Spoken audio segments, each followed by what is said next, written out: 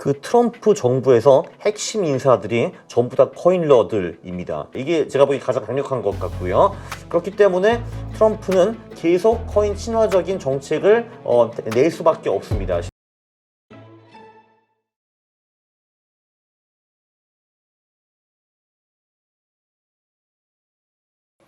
네, 오늘 모신 분은 요즘 주식과 코인으로 아주 돈을 벌고 아주 행복해 하시는 강환국 작가입니다. 안녕하세요. 안녕하십니까. 네.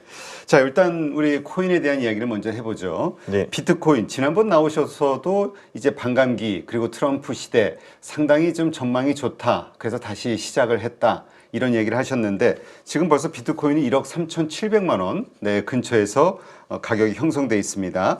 자, 일단 이렇게 코인 가격이 오르고 있는 이유.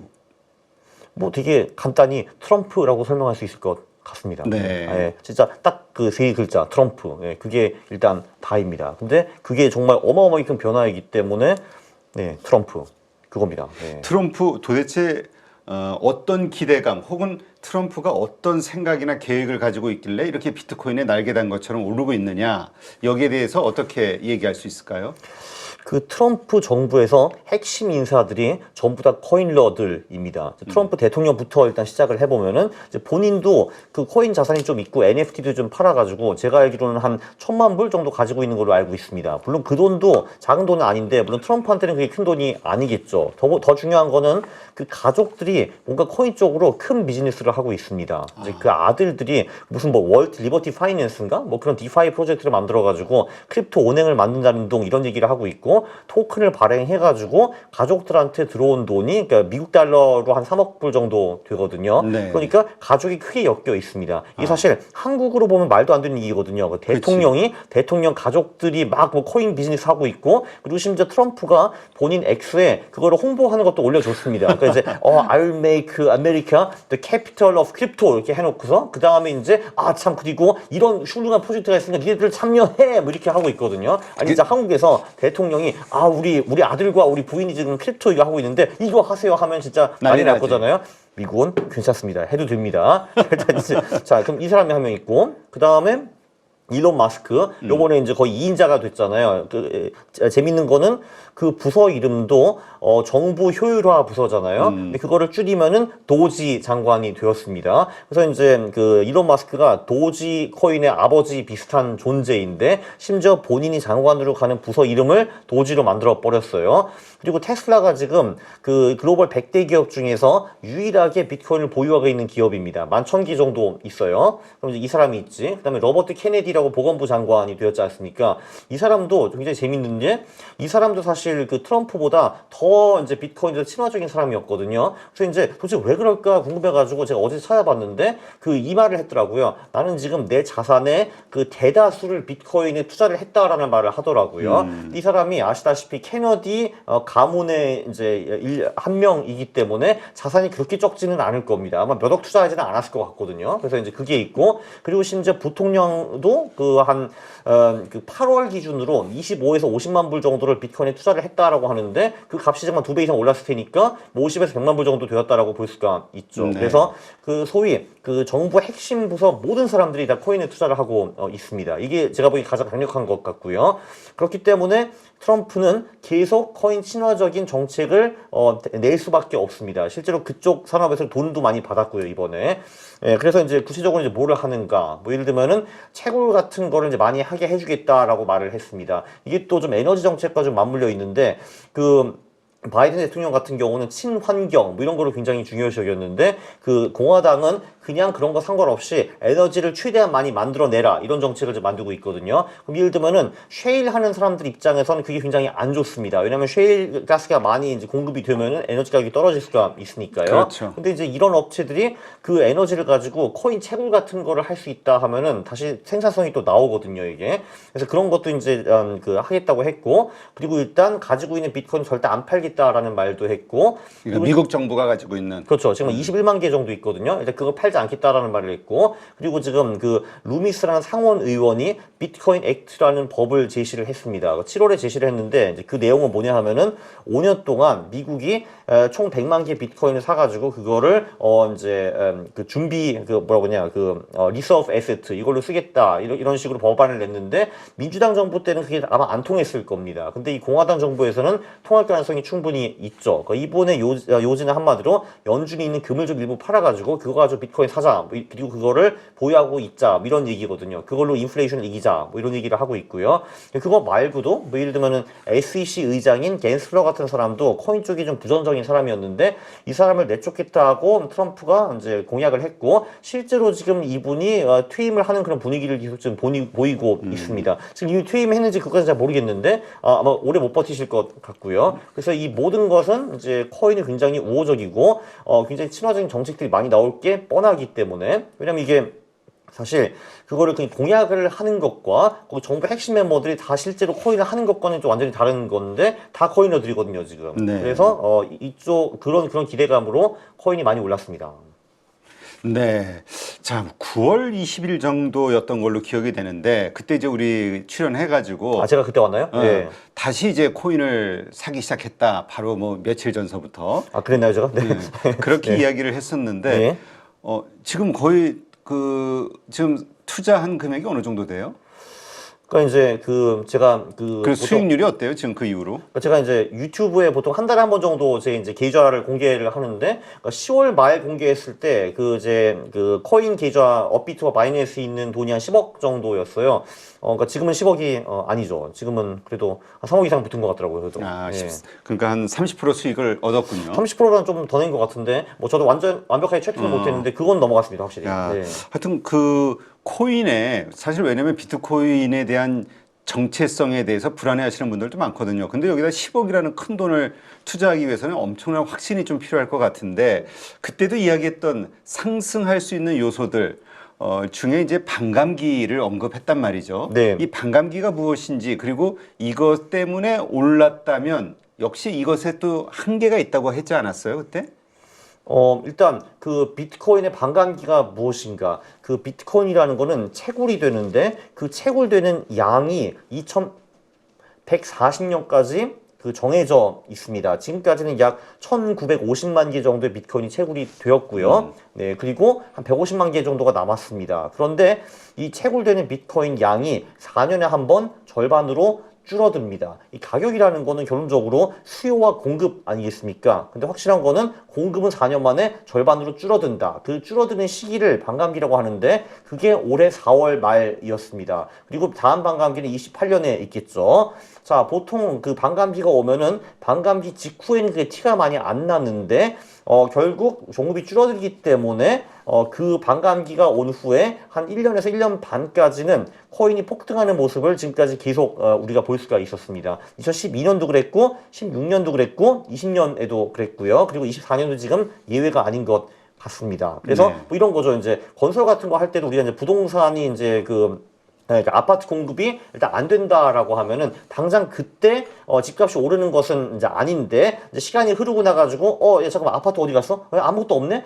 수요는 많은데 하면 그때 이제 보통 가격이 올라가잖아요. 네. 코인도 비슷하다고 보시면 될 것 같습니다. 공급이 준다고 해서 그때부터 당장 올라가는 게 아니라 한 몇 개월 정도 그러니까 시간을 두고 그때부터 폭등하기 시작하는데 이번에도 뭐 똑같이 지금 흘러가고 있습니다. 네. 근데 진짜 말씀하신 것처럼 16년에도 그랬고 20년에도 그랬어요. 엄청나게 가격들이 올랐어요. 근데 네. 문제는 올랐지만 그 다음에 빠지기 시작했잖아요. 다시 네. 또 저점 확인 테스트가 있었는데 예.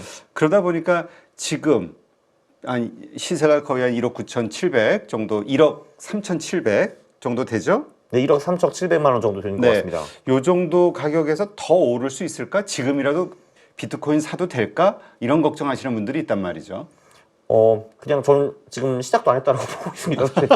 네, 그래요? 시작도 안 했다라고 보고 있는데 일단 그 첫 번째 우려에 대해서 말씀하시면은 일단 비트코인은 반감기 1년에서 1년 반 후까지는 정말 미친 듯이 오르다가 네. 그 후에 고점 대비 한 70에서 80% 정도 하락하는데 그건 이번에도 똑같을 거라고 저는 봅니다. 아. 네, 근데 포인트는 지금 우리는 반감기 6개월 후라는 거. 그러니까 한 6개월에서 12개월 정도 남아있다라는 건데 이 남아있는 6개월에서 12개월 동안 얘가 또 미친 듯이 오를 것이다. 겁니다. 그건 또 이유가 몇 개가 있는데 조금 전에 그 반감기 호재는 말씀을 드렸고요. 자, 일단 미국에서 이제 그 정부가 이제 완전히 바뀌어서 정부의 핵심 인력들이 전부 다 코일러들이라는 거는 말씀을 이미 드렸습니다. 이제 그래서 그런지 그 일단 마이크로 스트래티지라는 기업 혹시 들어보셨죠? 네네. 그 마이클 세일러라는 사람이 이번에 420억 달러를 조달해가지고 그걸 전부 다 비트코인 매수에 그 갖다 받겠다라는 선언을 했고 실제로 지금 벌써 70억 달러를 이미 사용해가지고 비트코인을 샀습니다. 그럼 아직 350억 불이 일단 남아 있고요. 한 51만 개인가 가지고 있다고 나오더라고요. 33만 개요. 아, 33만 개. 네, 그 일단 그 어나운스멘트를 한 후에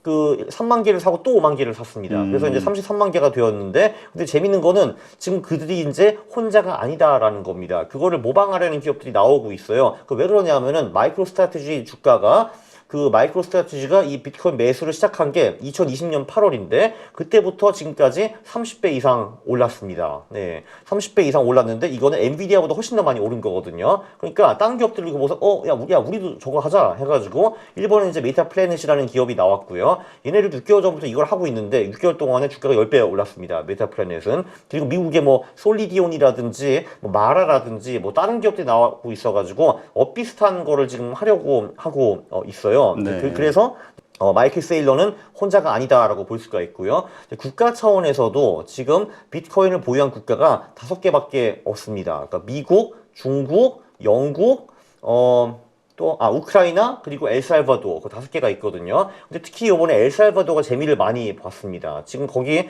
보니까 벌써 한 3억 불 정도 이제 벌었습니다. 근데 이렇게 딱 보면은 잠깐 있어봐라. 그러면은 비트코인을 사면은 그 가치가 늘어나면 그걸로 우리의 국채를 좀 어느 정도 메울 수 있지 않을까? 그런 생각을 할 수밖에 없거든요. 그래서 실제로 미국에서 어떤 상원 의원이 그 법을 낸 거죠. 우리 100만 개 비트코인 모으자 이런 법을 냈죠. 통과될지는 모르겠지만, 근데 그게 아마 미국으로 끝나지는 않을 거라는 게 제 생각입니다. 다른 국가들도 분명히 비슷한 생각할 거거든요. 우리 국채가 좀 엄청 많은데 계속 늘어나고 있어. 이 문제 어떻게 해결해야지? 야 잠깐만. 그러면 우리가 자산을 만들어 가지고 그 자산을 키워가지고 부채를 갚아야지라고 생각할 수가 있는데 뭐 비트코인이 하나의 수단이 될 수가 있겠죠. 그래서 엘살바도르가 저는 조만간 혼자가 아닐 거라고 생각을 합니다. 그래서 한마디로 국가 쪽 그리고 이 기업 쪽에서 어마어마한 수요가 또 생길 수가 있거든요. 근데 또 미국 정부가 펌프질을 하고 있어. 그러면은 저는 그냥 지금 이게 시작이라고 봅니다. 그렇다면 역시 그 반감기 때 올라가는 그 패턴대로 앞으로 6개월에서 1년을 더 상승할 것이고 그 이후에 그 어떤 후유증으로 가격이 떨어진다 해도 70-80% 정도 선까지 떨어지는 거니까 70% 정도 그래도 상당히 오를 것이다. 아니요. 70-80% 선까지 떨어진 게 아니라 고점 대비 70-80% 떨어진다는 겁니다. 네. 그러니까 이제 저는 이제 예를 들면 그러니까 1억이면은 예를 들어서 2천까지 2천, 3천까지 떨어질 수 있다. 네. 근데 당연히 이제 고점 1억은 아니죠. 지금도 벌써 1.3억이고 그래서 저는 이제 사실 몇 개월 전까지만 해도 고점이 2억 정도 아닐까라고 소박하게 생각을 했었는데 네. 아마 제 생각이 틀렸다는 걸 아마 조만간 아시게 될 겁니다. 네. 2억은 아닌 것 같아요. 더 갈 것 같습니다. 네. 근데 뭐 2억이래 봐야 지금 얼마 안 남았어요. 맞아, 50%밖에 안 남았어요. 네, 그렇죠. 그래서 그렇죠. 아니 50%가 아니지 지금 그래도 1억 3천이니까 그렇죠. 1억 3천 7백이니까 지금에서 이제 50%더 가면 2억인데 근데 지금 이제 올라갈 기간이 6개월에서 1년 남았는데 겨우 50% 오르고 끝난다? 이제 그거는 아닐 것 같아요. 특히, 근데 분명히 그 다음에 후폭풍 진짜 한 7-80% 떨어질 수도 있다라는 거, 폭락할 수도 있다라는 거는 생각을 해야 된다. 그쵸. 그래서 사실 뭐 이번엔 다르다 하시는 분들이 지금부터 벌써 나오고 있기는 하더라고요. 근데 저는 이번엔 다르지 않을 거라고 생각을 하고 그러나 이제 저는 사실 그 전까지는 고점이 2억 정도 아니겠느냐라고 생각했는데 지금은 생각이 많이 달라졌죠. 고점이 훨씬 더 높을 거라고 생각하는데 그 훨씬 더 높은 고점 대비 70-80%는 다시 떨어질 거라고 봅니다. 그거는 저는 이제 내후년 정도로 보고 있죠. 26년 요때. 네. 그러니까 앞으로도 1년 정도는 더 이 가파른 상승세가 이어질 것이다. 그 끝 무렵에 가서 그 후폭풍, 그러니까 급락에 대한 고민은 그때 가서 해보자. 그렇죠. 일단 지금은 사보고 일단은 지금 살 그때 때다. 이제 그때 고민해서. 네, 알겠습니다. 네, 이건 우리 강한국 작가의 그 생각이니까요. 참고하시면 될 것 같고요. 자, 그렇다면 이제 우리가 항상 비트코인 얘기할 때 나왔던 것이 또 이더리움이잖아요. 아, 네네. 이더리움은 비트코인만큼 못 오르는 것 같아요. 뭐 여러 가지 ETF라든가 다 만들어지는데도 불구하고. 네. 일단 그 이더리움은 그래서 저도 지금 전혀 안 하고 있기는 한데 정말 실망스럽기는 하더라고요. 사실 비트코인이 이렇게 올라가고 있는데 이더리움이 저렇게 안 오를 수 있는가 그것도 좀 놀라기는 했습니다.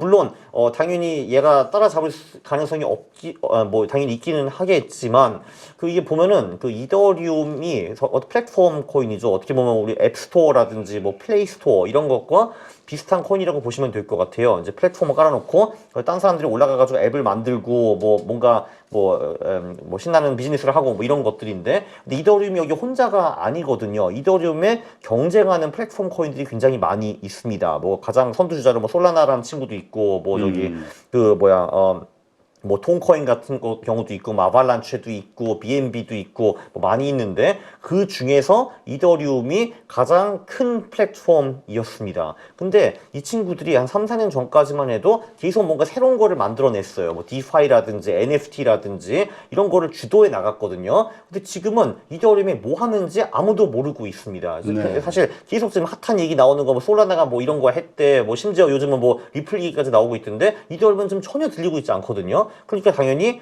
그 가격이 못 오르겠죠. 근데 왜냐면 지금도 이더리움이 그 다음 타자인 솔라나보다 시가총액 한 3배 정도 더 높거든요. 근데 왜 3배가 높은지 그거 지금 아무도 이해를 못하고 있습니다. 그러니까 지금 가격이 못 올라가는 거죠. 그러니까 전통 강자였는데 그렇죠. 네. 가장 유명 그냥 1등 비트코인, 2등 이더리움 이것이 오래전서부터 그 코인 하셨던 분들에게는 이게 딱 박혀 있을 것 같은데 저도 그랬거든요. 네, 그리고 그렇죠. 네. 3등이 리플 정도?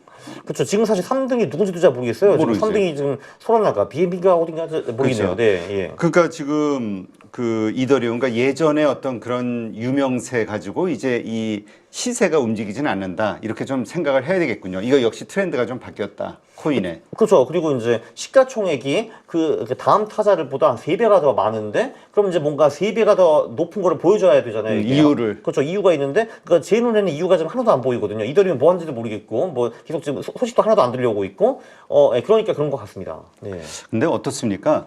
지금 만약에 코인에 대해서 한다고 하면 그냥 비트코인만 해라 이런 의견들도 있거든요. 왜냐하면 알트코인 같은 경우들은 이 시세가 이 변동성이 크긴 하지만 또 그만큼 그 위험할 수도 있기 때문에 이렇게 생각하시는 분들이 있거든요.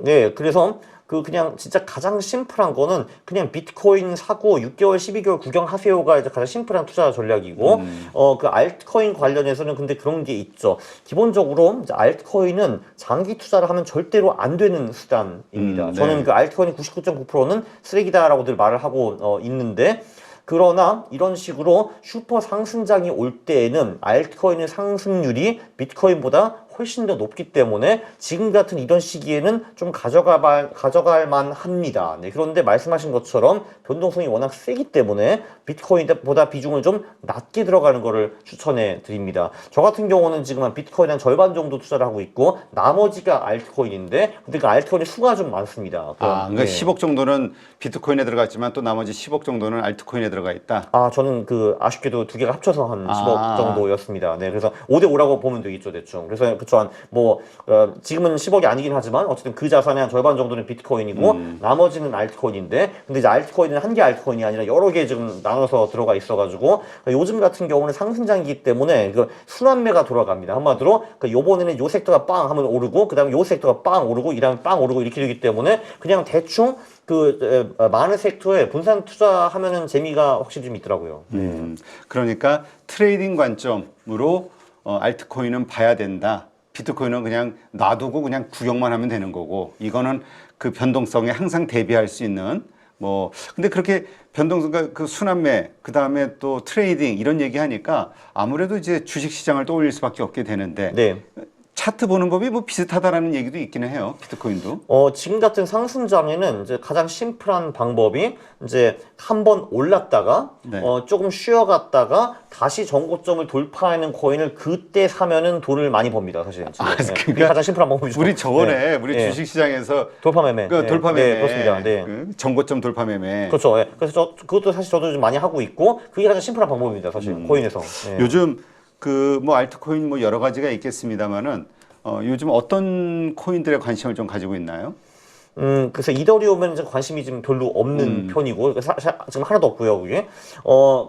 일단 그 솔라나 쪽은 제가 아무래도 가져가고 있고, 그리고 당연히 도지코인. 도지코인이 있습니다. 도지코인에 네. 대해서 네. 정말 그 일론 머스크가 장난처럼 언제 한번 트위터에서 얘기하고 나서부터 이게 지금 막 급등이 시작이 됐는데 네. 도지코인이 정말 무슨 가치가 있을까요?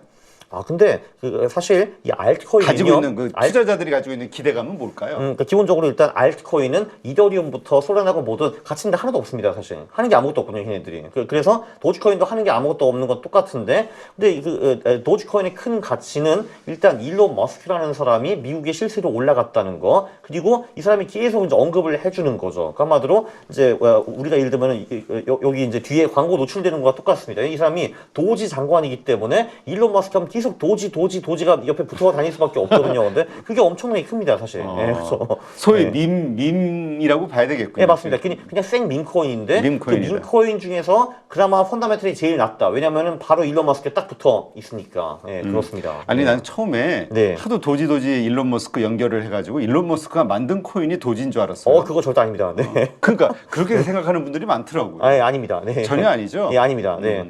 그러니까 이게 되게 웃긴 게 이제 그 도지코인이라는데 거기 보면 그 강아지 나오잖아요. 네. 그게 진짜 실물 강아지예요. 그리고 이제 실제로 지금 그 강아지가 죽었어요. 예, 그래서 이제 그 주인이 지금 니로라는 개를 지금 데리고 왔거든요. 그래서 니로 코인이라는 코인도 엄청나게 뛰었습니다. 예. 그냥 죽은 강아지를 기념하는 그 코인이에요? 그러니까 처음 그 도지코인 만들었을 때는 그 강아지가 살아 있었죠. 지금 죽었거든요. 죽었는데 그 주인이 니로를 갖고 와가지고 니로 코인이라는 코인이 지금 엄청 이제 떡상을 했는데 요즘 많이 떨어졌어요. 이제 그 이유는 또 뭐냐 하면은 이제 일론 마스크가 무슨 뭐 이상한 다람쥐를 또 트위터와 X에서 이제 많이 언급을 했거든요. 근데 그래서 그 햄스터 코인 그게 이제 피넛 코인 그게 미친 듯이 올라가지고요. 그 이제 트럼프 당선 후에 30배 올랐습니다. 얘가. 그래서. 아니 그 도대체 그 코인을 가지고 뭘 할 것이냐 도지코인. 네. 그래도 우리가 보통 그 ICO 하잖아요. 네네. 그 코인 발행을 할 때는 그 백서를 작성하잖아요. 이 사업 계획 소위 얘기하는 그 코인 가지고 무엇을 하겠다라는 나와 있나요? 제가 읽어보진 않았지만 제가 듣기로는 그냥 그 패러디 한 걸로 알고 있습니다. 그냥 비트코인 패러디 뭐 이런 식으로. 그리고 되게 웃기는 건 장난처럼. 그리고 시바이누라는 코인도 있는데 그것도 한 톱10 코인 중에 하나인데 거기도 백서에 그냥 대놓고 그냥 저 도지코인은 가짜 시바이누고 내가 진짜 시바이누다 뭐 이런 식으로 나와 있어요. 백서에. 그러니까 진짜 완전히.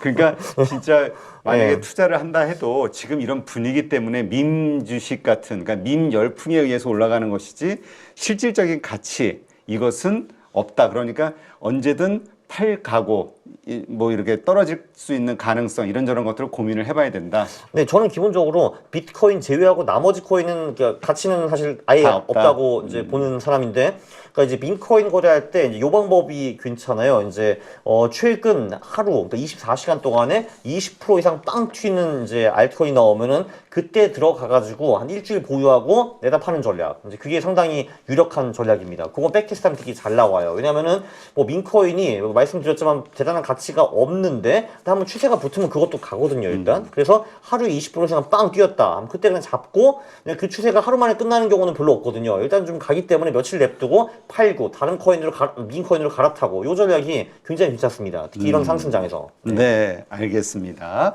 아무래도 이제 그 비트코인 자산 가치를 가진 자산으로서 인정하는 공인 이제 국제적으로 공인이 됐죠. ETF까지 나오고 했으니까. 그렇죠. 일단 비트코인은 아무래도 가치가 저는 있다고 보는 게 뭐 이거만큼 그 국경을 넘기가 사실 굉장히 어렵고 이제 정부의 간섭을 덜 받을 수 있는 자산이 별로 없기 때문에 이거는 사실 굉장히 큰 의미가 있죠. 이건 자산으로 의미가 굉장히 큽니다. 네, 하여튼 요 비트코인과 그다음에 뭐 도지, 뭐 시바이누, 뭐 이런 알트코인과의 차이도 잘 생각하시면서 투자를 하시는 분들, 뭐 잘하시는 분들은 뭐 다 이미 다 잘 아실 거고 혹시나 초보이신 분들은 요 차이 잘 생각하시고 관련해서 매매하는 방식도 다르다는 거 잘 이해를 하시고 공부를 더 많이 하시고 시작을 하시는 게 좋을 것 같습니다. 자, 이번엔 주식 이야기를 좀 하죠. 우리 강한국 작가 항상 우리가 볼 때마다 떠오르는 것은 10월 하순에 사서 4월 말에 판다.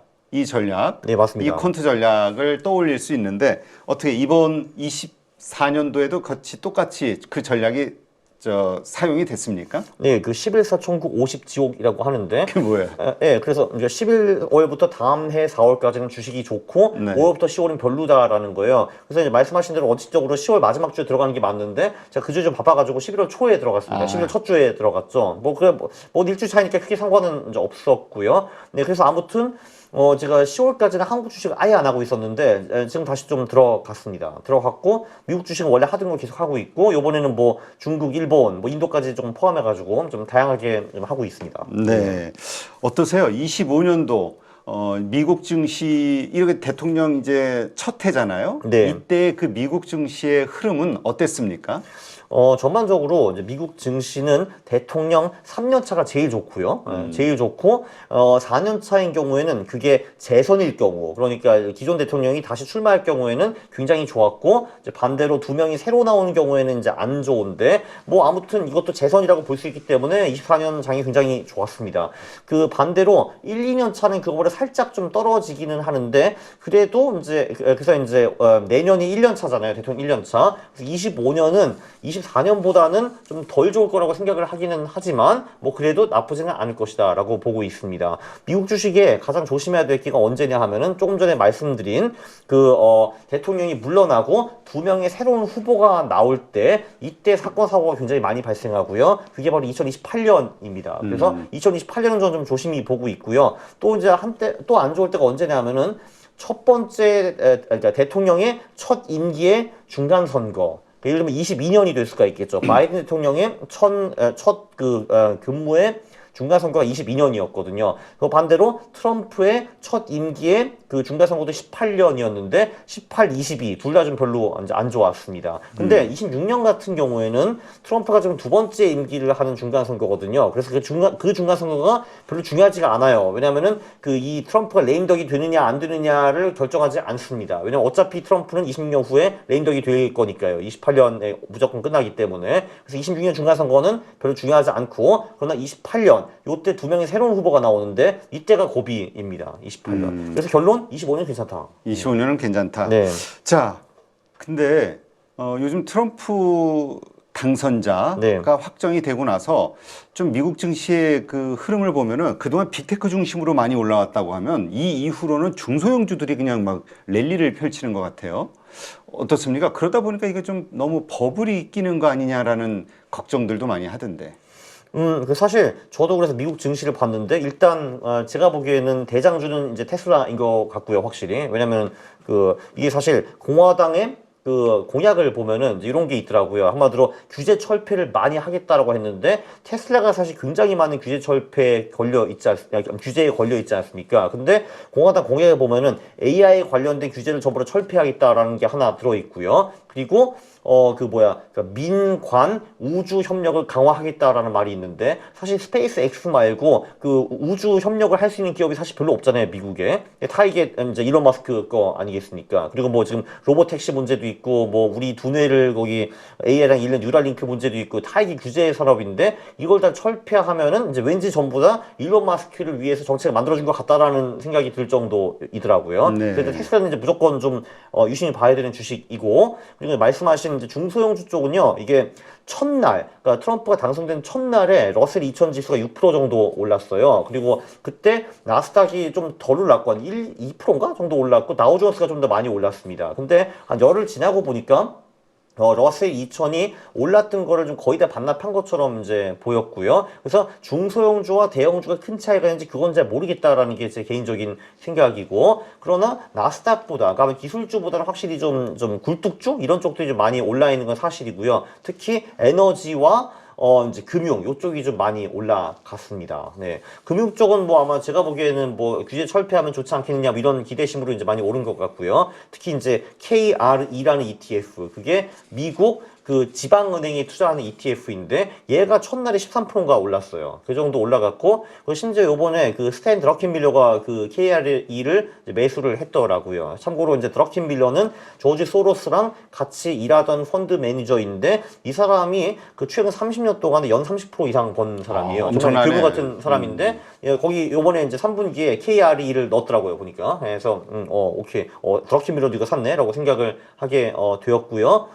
그리고 이제 에너지 쪽 같은 경우도 뭔가 이제 에너지 쪽 프렌드리한 정책들이 많이 나올 것 같다. 그 전에는 이제 그 친환경 뭐 이런 걸로 이제 전통 에너지 산업을 좀 억눌렀다고 보는데 이제 그게 다 풀린다. 이런 기대심으로 에너지 쪽이 많이 올라간 것 같습니다. 특히 뭐 오일 엑스플로레이션 이쪽도 이제 많이 올랐더라고요. 그러니까.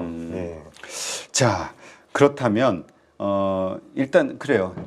내년도 25년도 좋을 것이다. 네. 전제하에 지금 말씀하신 것들 여기도 이제 상당히 좀 오를 수 있다라는 가능성이 있다. 이렇게 얘기하신 거고. 네. 한국에서 계속 얘기하고 있는 게 이제 트럼프 수혜주 찾기였잖아요. 예. 네. 이 트럼프 때문에 상승할 수 있을 거라고 보는 섹터들 이 외에 또 뭐가 있나요?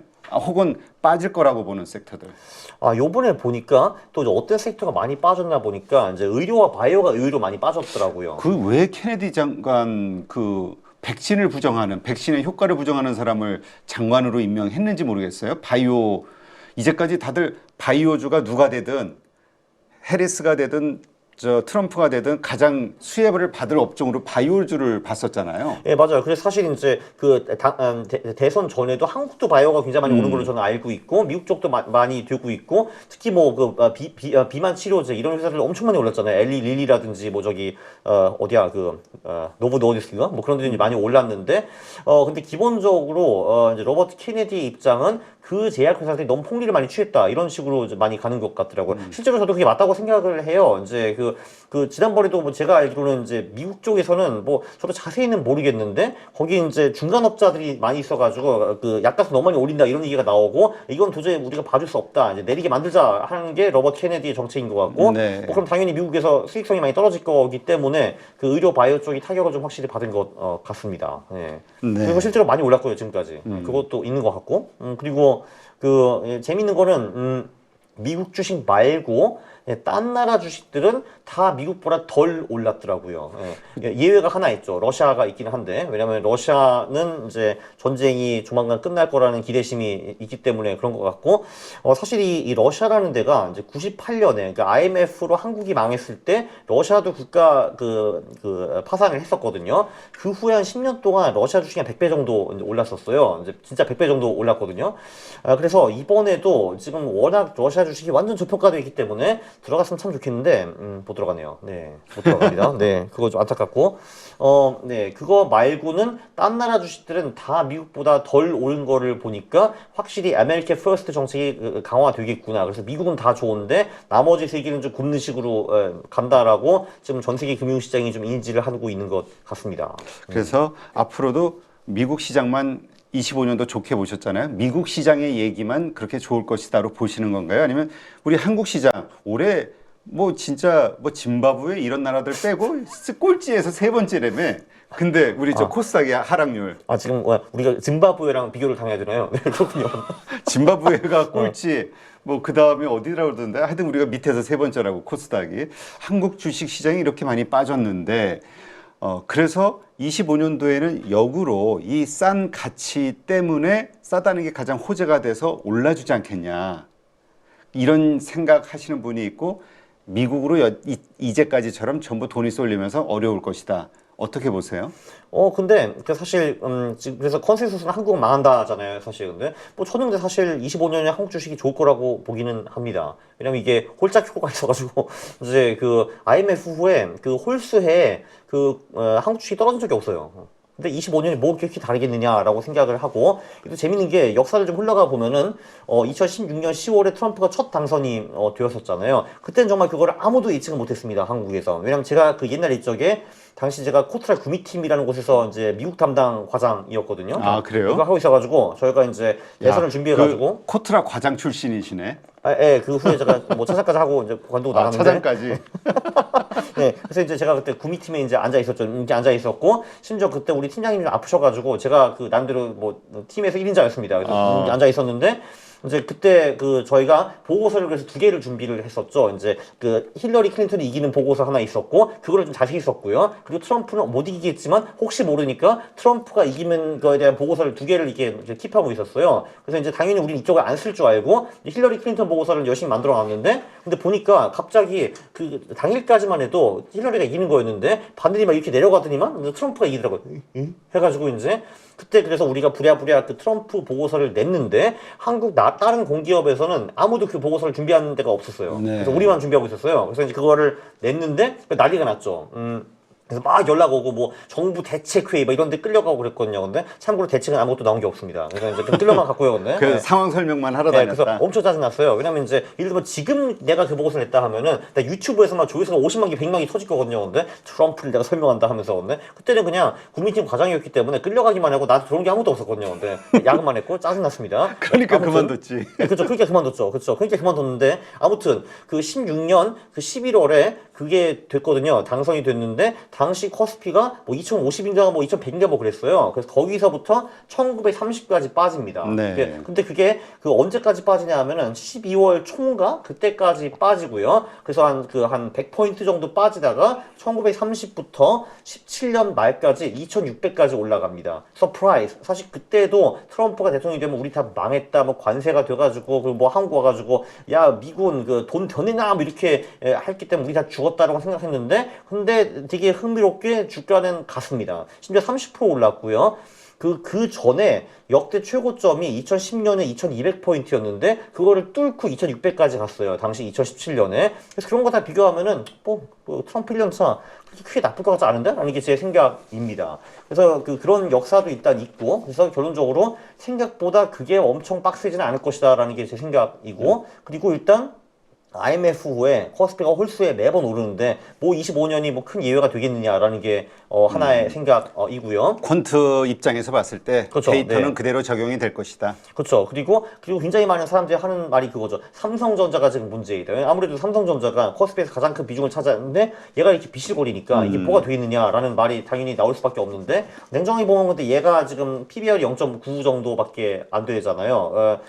사실 뭐 지금 다른 빅테크 기업들은 PBR 5, 7, 8 찍고 있는데 얘만 0.9이기 때문에 좀 싼 거는 맞습니다. 저는 장기적으로 삼성전자가 망할 거라고 생각하기는 하지만 예, 근데 이제 이게 아무래도 그래도 큰 기업이기 때문에 그냥 이렇게 망하지는 않거든요. 이게 이렇게 가다가 올라갔다가 이게 어이구 올라갔다가 이렇게 망할 거거든요. 결국. 예. 망할 거라고 보는 이유가 있어요? 일단 그 회장이 의지가 없잖아요, 기본적으로. 살릴 의지가 전혀 보이지 않거든요, 저는.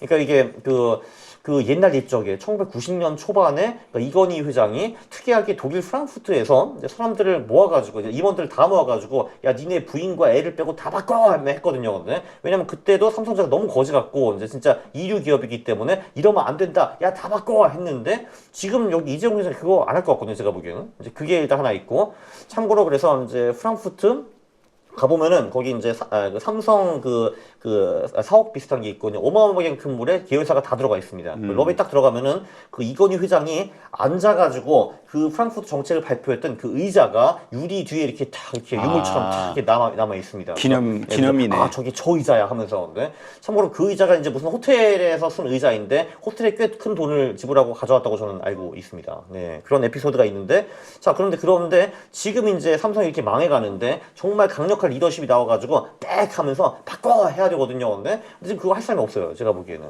네, 그래서 저는 안 될 거라고 봅니다. 네. 이게 그리고 이제 칩워라는 책을 읽어보면은 그게 1940년대부터 지금까지 반도체 역사를 총망라하는 그런 책인데 거기도 이제 인텔의 몰락 스토리가 나오거든요. 네. 딱 그 꼴을 지금 보고 있는 것 같습니다. 그러나 중요한 거는 삼성전자는 큰 기업이기 때문에 그렇게 한 방에 망하지는 않는다. 이렇게 올라갔다 망하고 이렇게 될 건데 요번에도 예를 들면은 뭐 자사주 매입한다고 100억 불 푸니까 일단 주가가 일시적으로 반등하잖아요. 예. 이제 그러니까 사실 그것도 이제 임시 방편이죠. 어떻게 보면 빨리 이제 반도체 쪽에 뭐 투자를 해가지고 뭘 해야 되는데 이제 그거에 안 먹히니까 일단은 자사주 매입 이런 식으로 간 거 아닙니까? 그래서 그런 식으로 하는데 그래서 25년에는 충분히 데트 바운스가 올 수 있다. 왜냐하면은 확실히 PBR도 낮고 퍼도 낮고 좀 싼 건 맞으니까. 네, 그렇게 보고 있습니다.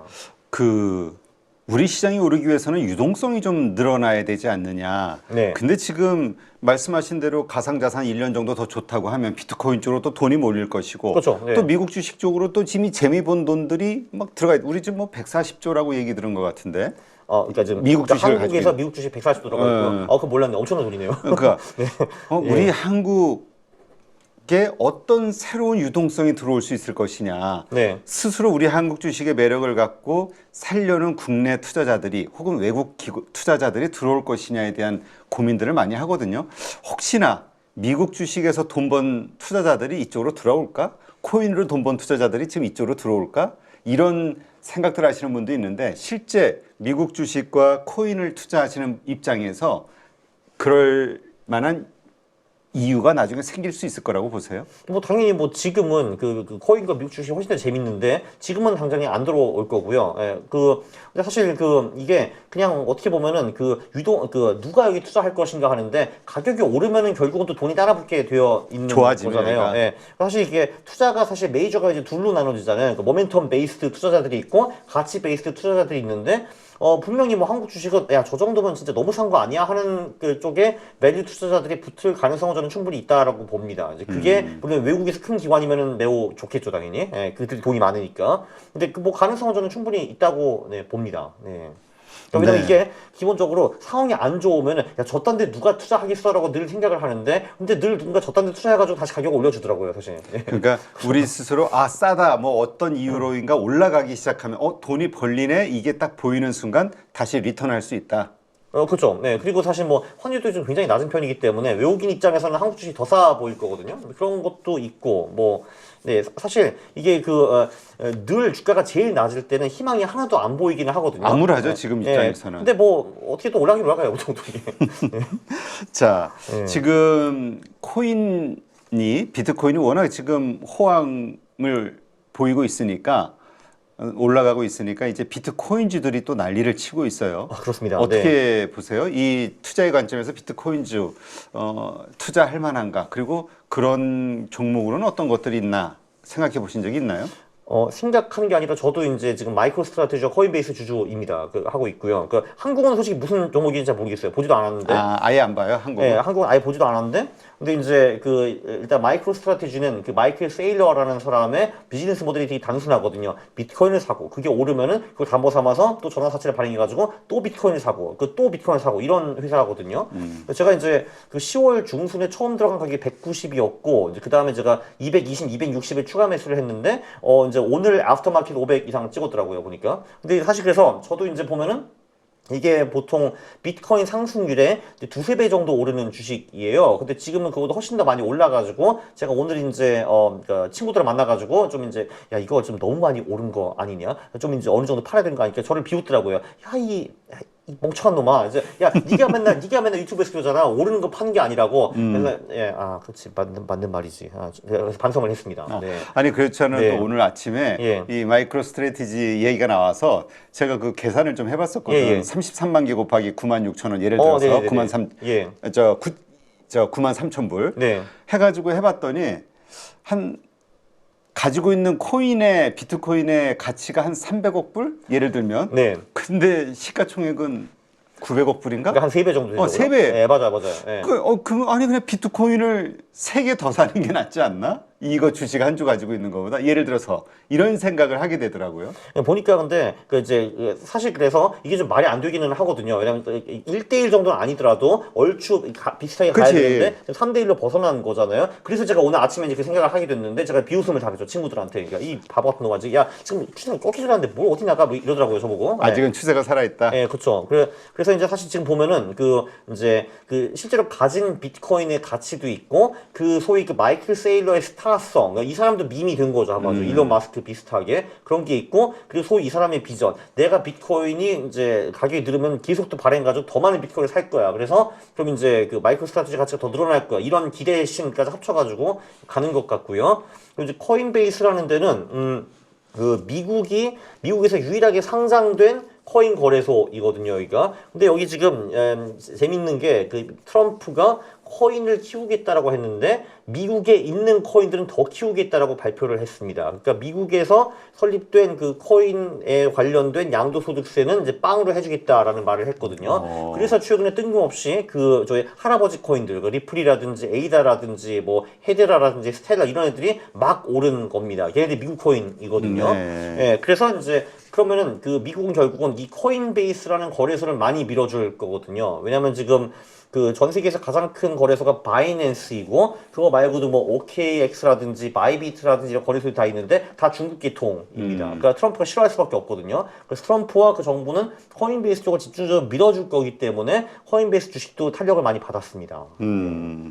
알겠습니다. 이러한 것들이 비트코인 관련해서 차라리 코인 관련주로 산다면 사볼 만한 종목들이라고 이제 생각하시는 걸로 이해를 할게요. 네, 그래서 사실 이제 그 비트코인을 그냥 사느냐 아니면 그런 주식들을 사느냐 고민을 좀 해볼 수가 있는데, 그러니까 저 같은 경우는 이제 법인도 하나 있기 때문에 그 법인은 코인에 직접 투자가 불가능하기 때문에 좀 이제 그런 주식들로 이제 갔고요.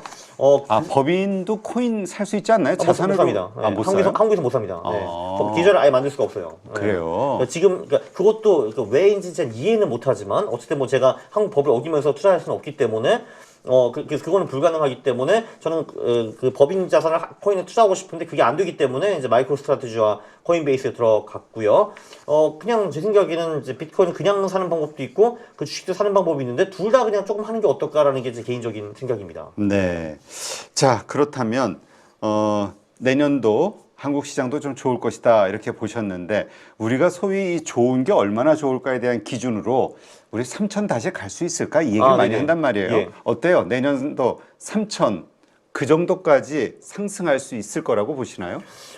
제가 그래서 안 그래도 어제 저도 이제 그런 영상을 하나 올렸어요. 제 유튜브 채널에. 그러니까 그 커스피 뭐 대예측 뭐 이런 식으로 해가지고 그 제목이 커스피 3천 찍는다 뭐 이런 식으로 올렸어요. 찍는다요? 네. 근데 저는 이제 보통 전망을 이제 어떻게 하냐 하면은 이제 보통 이쯤 되면은 이제 그 증권사 애널리스트 분들이 나오셔가지고 전망을 하잖아요. 네. 근데 보통 그 전망이 다 틀리거든요, 근데. 네. 그렇죠. 그래서 절묘하게 다 틀리거든요. 그래서 이제 이분들의 지금 이제 그 레인지를 보니까 가장 낮으신 분이 2100 정도 가셨고 가장 높으신 분이 3200이거든요. 그래서 오케이 그러면은 2100부터 3200은 빼도 되는구나 하고 그러면은 2100 이하냐 3100 이상이냐 이 두 개를 보면 되는데 저는 이제 2100 이하보다 3200 이상 가능성이 높다고 보기 때문에 그쪽으로 찍었습니다. 근데 3200으로 하긴 저는 좀 떨리더라고요. 그래서 그냥 좀 이제 저도 좀 쫄보라서 3000 이상 이렇게 갔습니다. 네. 알겠습니다. 한 번은 내년엔 찍을 것 같긴 해요. 3을. 네. 근데 그거를 연말까지 버틸 수 있는지 그건 잘 모르겠습니다. 저도. 네. 그러니까 일시적으로 올라갈 수 있을 것이다로 3은 그래도 보신다. 찍을 것 같아요. 네. 그렇죠. 알겠습니다. 계절적으로 워낙 저 퀀트 투자를 하시니까 네. 근데 아까도 얘기하셨지만 4월까지는 좋을 것이고 보통 5월에서 10월까지는 어렵다라고 네. 얘기를 했으니까 그렇다면 그것이 한 내년 4월 달에 찍힐 수도 있다라고 보시는 걸로 이해하면 될까요? 네, 4월에 찍히든지 아니면 5월, 10월에 좀 비실거리다가 연말에 한번 찍든지 그것도 방법이죠. 예를 들면은 그 코스피도 2017년에 그 연말까지 계속 올랐습니다. 그때 2600을 한번 찍고 18년에 또 박살났죠. 알겠습니다. 자, 뭐 또 그 코트라에서 여러 나라의 그 어떤 경제 혹은 이 지표들에 대한 흐름 이런 걸 체크해 보셨기 때문에 더 이해를 하실 수도 있을 것 같은데요. 투자와 관련해서 이 원자재 투자도 요새 좀 많이 늘어나는 것 같아요. 그리고 이 원자재와 관련해서 금, 뭐 은통 이쪽에 대한 투자하시는 분들이 좀 있던데 이 원자재 쪽은 어떻게 보세요? 뭐 저도 뭐 금, 은 둘 다 하고 있긴 한데 금과 은은 해요? 네, 그것도 비중도 꽤 크게 하고 있습니다. 그 확실히 좀 어느 정도 해요? 물어봐도 저요? 돼요? 그 이제 그 코인 빼고 나머지 자산의 한 지금 20% 정도가 금이고 5%가 은 뭐 그렇게 돼가고 있고요. 네, 그 그러니까 주식이 50, 채권이 25, 이제 그 금은이 25 그렇게 보시면 될 것 같고요. 금도 그렇고 은도 그렇고 확실히 최근에 수요가 공급을 많이 앞지르고 있습니다. 아, 그래요? 이제 금 같은 경우는 중앙은행 쪽이 가장 큰 수요자이고요. 그렇죠. 예, 왜냐면은 이제 그 아무래도 지금 미국 달러에 대한 의문이 점점 커지고 있습니다. 왜냐면 미국 국채가 지금 35조 달러인데 이게 지금 3개월 3개월에 1조 달러씩 막 늘어나고 있거든요. 예. 대책이 없습니다, 지금 사실. 대책이 없고요. 그래서 이제 중국 같은 경우는 시진핑이 들어온 후부터 이제 미국 채권을 의식적으로 줄이고 이제 금을 매수를 하고 있는데 이게 제가 보기에는 그 시진핑과 미국의 사이가 매우 안 좋아진 가장 큰 이유라고 저는 보고 있습니다. 이게 이제 원래 그런 거잖아요. 야, 미국, 야, 우리는 무역 적자 벌일 테니까 니네들 이제 많이 하고 달러 벌면 이걸로 우리 채권 사는 거다. 이게 이제 원래 비공식적인 이제 룰이었고, 뭐 예를 들면 뭐 일본, 독일, 한국 다 하고 있는데 중국이 하고 있다가 아니, 우리는 안 해. 하고 나간 거잖아요. 근데 그러니까 미국이 뭐 임마 이제 하게 된 거죠. 근데 실제로 그래서 중국은 계속 미국채를 줄이고 있고 금을 사고 있고요. 그리고 좀 이제 미국과 좀 이제 덜 프렌들리한 국가들, 러시아, 인도 이런 쪽에서 지금 많이 사고 있고, 특히 이번에는 폴란드 같은 경우도 금을 왕창 사고 계속 또 왕창 사겠다라고 지금 밝혔습니다. 그래서 중앙은행 쪽에 수요가 좀 어마어마하고요. 근데 금은 중요한 게 뭐냐면은 아무리 수요가 늘어도 공급이 연 1, 2% 이상 늘 수가 없습니다. 왜냐면 금이라는 것도 실제로 어디선가 캐와야 되는 거잖아요. 그러니까 비트코인처럼 채굴을 해야 되는 건데 채굴을 할 때가 별로 없고 그 채굴을 만들 때까지 시간이 굉장히 오래 걸립니다. 그래서 금도 수요가 많이 늘어도 공급은 늘기가 굉장히 어려운 자산이다라고 볼 수가 있고요. 은 같은 경우는 중앙은행은 안 사지만 산업 쪽에서 수요가 굉장히 많습니다. 이제 우리가 지금 생각하고 있는 그 유망한 산업들, 반도체, 2차 전지 뭐 이런 데서 은을 다 필요로 하고 있거든요. 그래서 여기도 한 2, 3년 전부터 확실히 수요가 공급을 앞서 나가고 있습니다. 그리고 뭐 수요가 공급보다 많아지면은 가격이 오르는 거는 당연한 거죠. 그래서 펀더멘털이 좋다고 봅니다. 기본적으로 이게 원자재 같은 경우는 한번 오르기 시작하면 10년 정도 오르고 또 한번 떨어지기 시작하면 또 10년 이상 떨어지는데 이게 2019년부터 지금 오르는 시기에 들어갔어요. 그래서 그때부터 5년 동안 그 금과 은이 각각 한 100% 정도 올랐는데 근데 그 사실 최근 5년 동안에 100%안 오른 자산이 별로 없습니다. 미국 주식도 그렇고 코인도 그렇고 뭐 다 그런데 사실 5년 동안에 특출나게 많이 올랐다고 볼 수도 없는데 이게 한번 오름부터 10년 가니까 아직도 오름이 남아있다라고 볼 수 있습니다. 네. 모든 자산은 마지막 관계가 제일 셉니다. 네, 마지막 거기에서 근데 많은 분들이 거기에서 들어가 가지고 그 오히려 저 정리를 해야 될 때 사버려 가지고 고생을 많이들 하죠. 그렇죠. 그게 좀 안타까운 건데 아무래도 이제 투자 공부를 많이 안 하면은 이제 금과 은이라는 걸 생각도 안 하고 있다가 정말 이제 많이 올랐을 때 그때는 막 신문에 나오고 막 그러잖아요. 근데 그래서 저런 게 있어. 뭐야? 얘가 지금 최근 10년 동안 10배 올랐네? 야, 지금이라도 들어가야지. 이렇게 될 가능성이 아무래도 높죠. 그래서 꾸준하게 다양한 자산에 대해서 조금이라도 계속 공부를 해야 됩니다. 네, 알겠습니다. 네, 하여튼 우리 강한국 작가가 머리 스타일이 갈수록 점점 파격적이 돼가지고 많은 분들이 깜짝 놀라실 수도 있을 것 같은데. 제가 당연히 당선 다음 날에 다시 한번 탈색을 해가지고 트럼프 색깔을 스타일로? 맞췄습니다. 당연한 거 아니겠습니까? 저도 셀프 마케팅을 해야죠, 이렇게. 당연한 거 아니겠습니까? 트럼프 따라하기? 네, 그렇죠.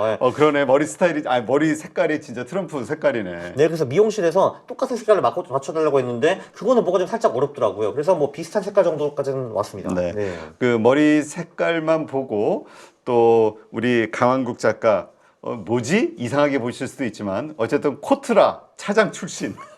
그때는 제가 머리가 북미 뽑았습니다. 담당. 네. 북미 담당. 당시 북미 담당. 그렇죠. 당시 북미 담당. 네. 북미 담당이 그래도 엘리트들이 가는 곳인데. 그렇진 않고요. 그냥 그래? 그냥 돌아? 거죠. 그냥 돌아? 네. 순환보지? 그러니까 이제 그 팀에 제가 떨어졌는데 저는 사실 유럽 담당을 할 줄 알았어요. 왜냐면 이제 제가 독일에서 이제 오래 있었기 때문에. 근데 이제 지금도 그렇고 이제 그때도 그렇고 아무래도 이제 그 팀에서 미국 담당이 더 중요한 일을 하죠. 유럽 담당보다. 그렇지. 그래서 유럽 담당은 아무래도 좀 이제 신입을 줬고 이제 제가 미국 담당을 떠맡았는데 아이씨 받고 살 걸. 네, 그렇습니다. 네. 내가 유럽에 살는데. 네, 알겠습니다. 지난번 트럼프 당선을 마쳤고 그 보고서를 썼는데 아무 강의료를 주지 않고 정부에서 여기저기 불러가지고 열받아서 그만두셨다는. 그렇죠. 그래서 그때는 트럼프 때문에 되게 제가 힘들었는데 이번엔 너무 좋네요. 네, 역시 풀이가 좋아요. 아니 그러니까 지금은 돈을 많이 벌었잖아요. 트럼프 때문에. 그러니까 네, 풀이가 그렇죠. 좋지. 돈 벌고. 자, 강한국 작가와 함께했습니다. 고맙습니다. 감사합니다.